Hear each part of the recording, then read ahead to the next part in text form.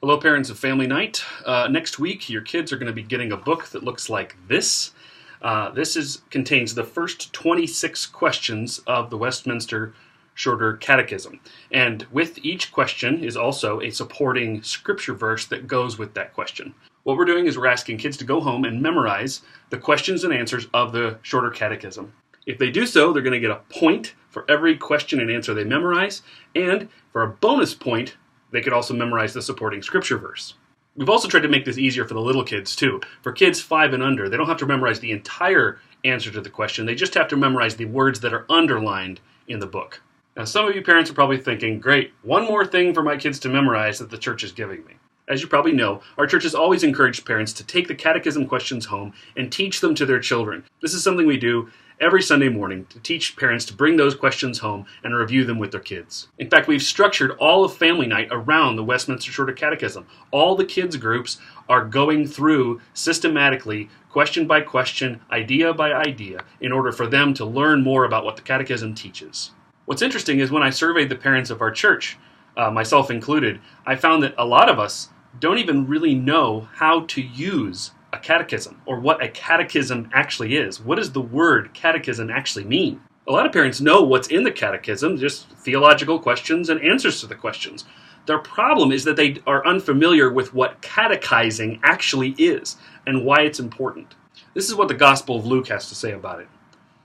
Many have undertaken to draw up an account of the things that have been fulfilled among us, just as they were handed down to us by those who from the very first were eyewitnesses and servants of the word. Therefore, since I myself have carefully investigated everything from the beginning, it seemed good to me also to write an orderly account for you, most excellent Theophilus, so that you may know the certainty of the things you have been taught. And that word taught is the Greek word katecheo, and it's a Greek word from which we get the word catechize. Katecheo means to teach orally. More literally, it means to learn exactly by sound. To learn exactly by sound. It's the idea of rote repetition.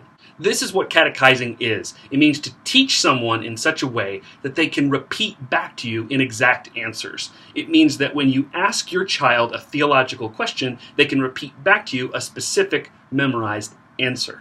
And here's a question I often get from parents. It's, why just have our kids memorize this man-made thing called a catechism? Why not just have them memorize Bible verses? What's all this emphasis on memorizing something that some old guys 400 years ago wrote? And that's a great question. But look at what Luke says in his text. First, Theophilus was instructed orally. He was taught. He was catechized. He learned in a systematic way. And then, after that, Luke gave him the scriptures to read for himself. So obviously, catechizing isn't enough. We need to have our kids be able to open up the Bible and interpret it and understand it for themselves. But catechizing gives our kids a proper frame to understand the Bible. It's like the difference between giving our kids a map and letting them just go explore the wilderness all by themselves. Why don't we just send them out into the wilderness to explore? Why do we show them the map first? The reason is because we know they can so easily get lost. They can so easily lose their way. Catechizing is about giving our kids a rote memory of the map. It's a systematic understanding of the important ideas of the Bible. So that way, when they finally do get to the scriptures for themselves and they open it up, they can more easily understand where to go. They won't get lost in trivial things, and they won't come to wrong conclusions. And the Westminster is a map that for thousands of churches over the last 400 plus years have been using as a tried and true map of spiritual truth. So the big question is, how do you do this? And there's a number of ways you can get this job done. But here's my question for us as parents. Do we have just 5 minutes a day? Maybe you have 5 minutes in the morning at the breakfast table when everyone is eating breakfast together. Maybe you have 5 minutes at lunch where you can rehash questions and answers. Maybe you have 5 minutes at dinner time or at bedtime. Maybe you homeschool and you can add in a section of your day where it's just about memory time. Maybe you tie it to your family devotion times, or for your family Bible reading times, or your family prayer times. Whatever it is, establish just a 5-minute ritual where you can get together with your kids and simply say the question aloud, say the answer aloud, and have your kids repeat you.